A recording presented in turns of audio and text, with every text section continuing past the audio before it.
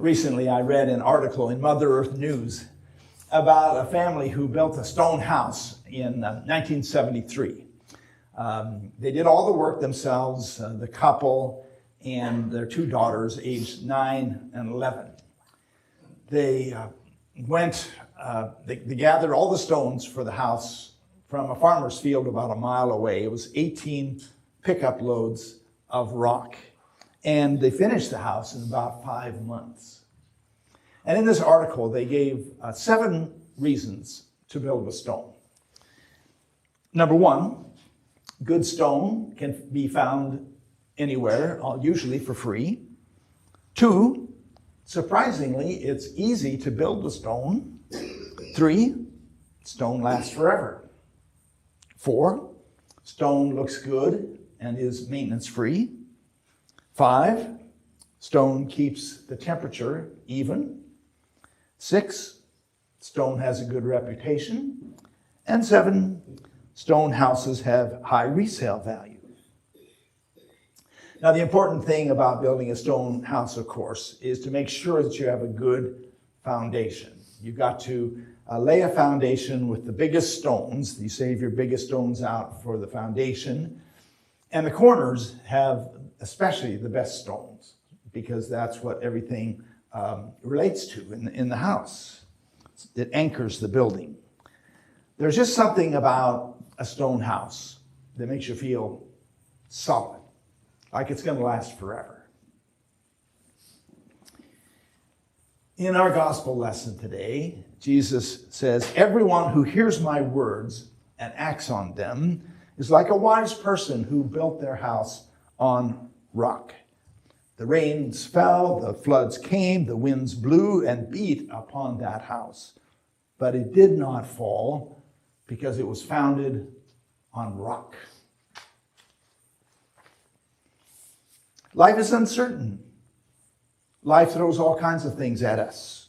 You never know what will come next.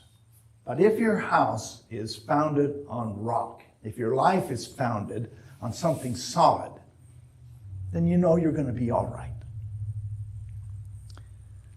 I think that the stones that make up a solid life are stones like perseverance, tenacity, resilience, trustworthiness, a strong belief system, morality, but also such things as curiosity, sense of humor, flexibility, sensitivity, and also, of course, a strong base of love and family and friends, community.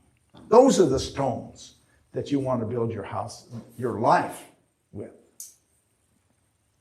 So where are you going to find stones like that? I would say the best place to find them is in the gospel of Jesus Christ. You can find them other places, true, but the best place is in the gospel. Think of the gospel as a field that you go out to in your pickup truck. You say, well, here's a stone of empathy. I think I'll put that in my house. Here's a stone of faith. I'll put that in my house. Here's a stone of loyalty. That goes in too. Stone of forgiveness. That's how I'm going to build my house. In our New Testament reading today, Paul is talking to the people in the church in Corinth. And he says, I was the founder of your church. It was I who came here years ago and started this church. And I built it on a solid foundation, the foundation of Jesus. Everything in this church is based on Jesus. The beliefs, the love, the spirit, the healing, the forgiveness, it all comes from Jesus. And that's what I used for the foundation. And now it's up to you to build on it any way that you want. You can use whatever material to build up the house you want, but don't touch the foundation. The foundation stays the same. It was 50 years ago that Father Don Maddox founded this church, St. Germain's. He was the priest in St. David's Church in Shelton. And he had, when he was a young priest, he had been a priest in England. And he'd been assigned to a cluster of churches, I think it was 5 churches, that he was in charge of, and he would go from one to the other and do the services and preach and do pastoral care. And he thought that that was a good model maybe for churches around Shelton, that he would establish small churches in small communities around Shelton. And so he looked at Hoodsport and he said, that's where I'm going to found a church. And he started looking for Episcopalians or people who would be interested in starting a church. And he found people who were enthusiastic about that idea. People who bought into his vision and committed themselves to this work and started working to make it a reality. First worship service was in 1976, 50 years ago, at the Masonic Lodge in Hoodsport. And Francis Leister, who I have never met, was one of the key persons in making that happen. I spoke to Carolyn Maddox, Don's widow, to get ready for this service, and she told me a little bit about the founding. She said that Francis Leister was one of the key people, and that a number of couples, a number of people came together, and many of them are now out in our memorial garden. She mentioned especially the Grudens, the Winters, the Grays, and the Waltons. They're all gone now. And Carolyn said that it was an uphill battle at first, trying to find a place to meet, find a place of land to buy, to get people together. There was kind of a false start, and then they started again. And she remembers that at one time they were in a storefront down in Hoodsport, and it was freezing cold in the winter.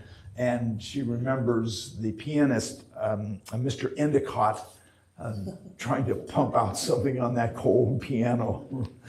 That's the memories that she brings to it. But by 1984, only 8 years later, they, 8 years later, they had built this building and were able to move into this building.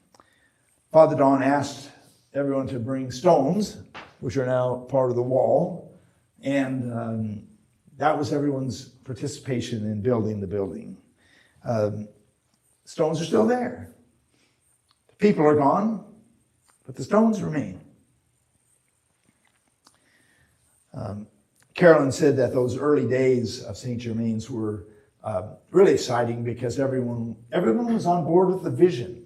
And so you can imagine what it was like starting something new. New friendships, new vision, new building, new mission. And Father Don always made sure that the foundation of the church was Jesus Christ. I think it would be accurate to say that the foundation of the Episcopal Church is the liturgy of the Book of Common Prayer. And the foundation of the prayer book is the gospel of Jesus Christ. We are founded on the rock of Jesus. Every Sunday we read 3 lessons, one from the Old Testament, one from the New Testament, one from the gospel.